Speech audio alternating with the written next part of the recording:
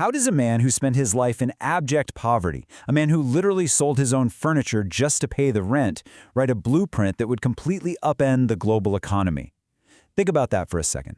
He was stateless, chased across Europe, yet his ideas dismantled empires and entirely reshaped the modern world. Today we are looking closely at the architect and the architecture. Welcome back to Learning with Pratik. If you're new here, I try to increase neuroplasticity by exploring a new topic every day. I do all the reading and researching so you don't have to. Today we're undertaking a completely impartial, analytical deep dive into the core texts and the life of Karl Marx. We're going to strip away the centuries of political noise, the Cold War rhetoric and the modern partisan divides, to simply understand the fundamental sociology, philosophy, and economics exactly as they were written on the page. All right, let's dive right into this explainer. Phase 1. The Revolutionary Circle. Now, when we think of Karl Marx, the popular image is usually this solitary genius brooding away in the reading room of the British Museum. But the historical reality is actually quite different. The theories that would eventually bear his name were not generated in a vacuum. They were the product of a highly collaborative circle. And chief among them was Friedrich Engels. Engels was a brilliant polymath. The guy mastered as many as 12 languages. But crucially, he was the financial engine of their entire operation. And in a rather profound historical irony, Engels actually managed his father's capitalist textile factory in Manchester, England. He happily played what he called second fiddle, selflessly funneling his industrial profits directly to Marx. Why? Well, to financially ensure the survival of his friend and ultimately the completion of Das Kapital. But the circle definitely didn't end there. We also have to look at the profound sacrifices of his wife, Jenny von Westphalen. She was an aristocratic woman who completely abandoned a comfortable life in Trier to become Marx's crucial intellectual interlocutor and his secretary. Together, they endured decades of exile, fleeing from Paris to Brussels to London, facing extreme material hardship. They even tragically lost children to poverty-related illnesses. Yet, as she wrote of Karl, he would be Shelley's Prometheus, chained to a precipice because he dared to challenge a tyrannical god. She was the one deciphering his near-illegible handwriting, actively participating in radical debates, and, quite literally, holding their precarious reality together. Phase 2. Dialectical and Historical Materialism. Before we can even touch the economics, we really have to understand the philosophical inversion that set the stage for all of his subsequent theories. At the very core of everything Marx wrote is a concept called historical materialism. Simply put, it's the theory that the material conditions of a society's mode of production fundamentally determine its organization and development. So the absolute crucial point here is that the economic base of a society, meaning how we literally produce our food, our tools, and our goods, dictates the cultural, legal, and political superstructure. Think of it kind of like this. The economy is the concrete foundation.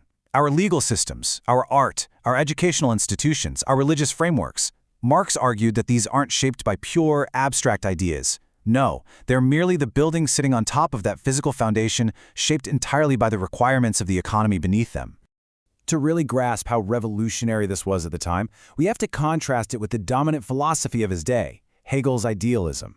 Hegel essentially argued that abstract ideas and the human spirit were what drove history forward, while Marx completely inverted this. He utilized Hegel's dialectic method, sure, but he stripped away what he called the idealist shell.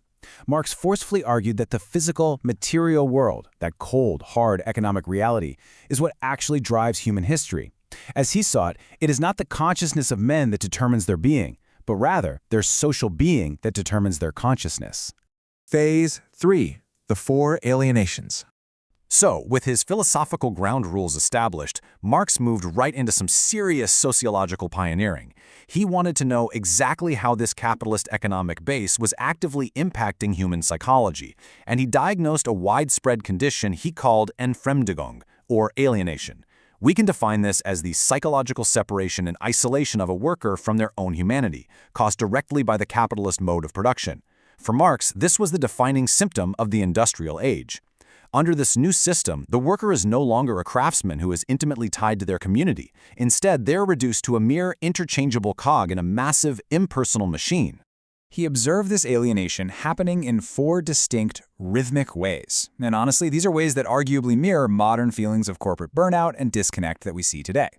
First up, alienation from the product. Laborers lose connection to what they actually make because they don't own the final good, they just assemble a tiny fraction of it. Second, alienation from the process. They have absolutely no control over how they work, performing these repetitive, monotonous tasks dictated entirely by management and a clock. Third, alienation from their species being. They become separated from their own innate, creative human nature.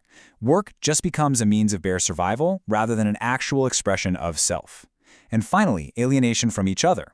Workers are forced into a system of relentless wage competition, literally pitting them against one another and ultimately isolating them from their fellow citizens.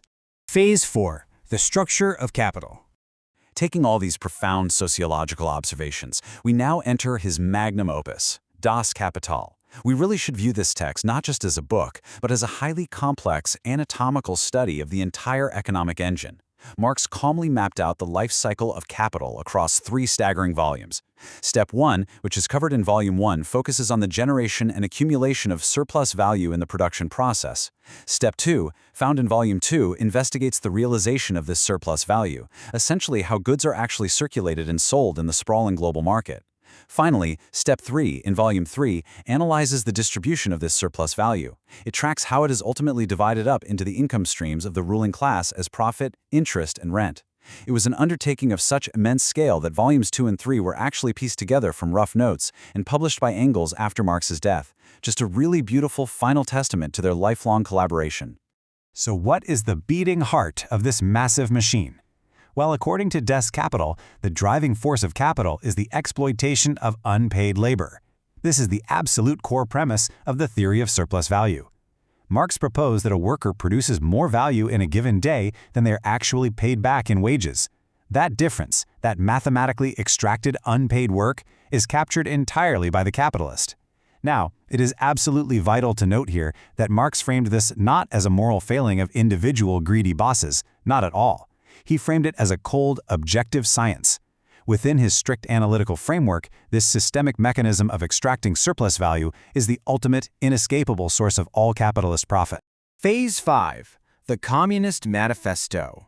Now, here, we see a dramatic shift in his writing. Marx and Engels took all these massive, dense economic and sociological theories we just talked about and distilled them down into a direct, urgent political program. Published in early 1848, which was a year marked by violent revolutions erupting all across Europe, the pamphlet opens with one of the most famous lines in political history. The history of all hitherto existing society is the history of class struggles. Marx and Engels boldly predicted that the internal contradictions of capitalism, its constant crises and its relentless pursuit of surplus value, would inevitably force the growing working class to rise up and overthrow the bourgeoisie. It was essentially a pure synthesis of his philosophy, his sociology, and his economics, fashioned directly into a weapon for revolution. Which leaves us with an incredibly profound question to consider today. Does Marx's diagnosis of the economic base still define our modern material world? Have the structures of production and alienation that he identified fundamentally shifted, or have they simply evolved into new, modern forms? I'd really love to hear your thoughts on this, so let's get a discussion going down in the comments. Thanks for watching. Tomorrow, we open a different page. Until then, Pratik out.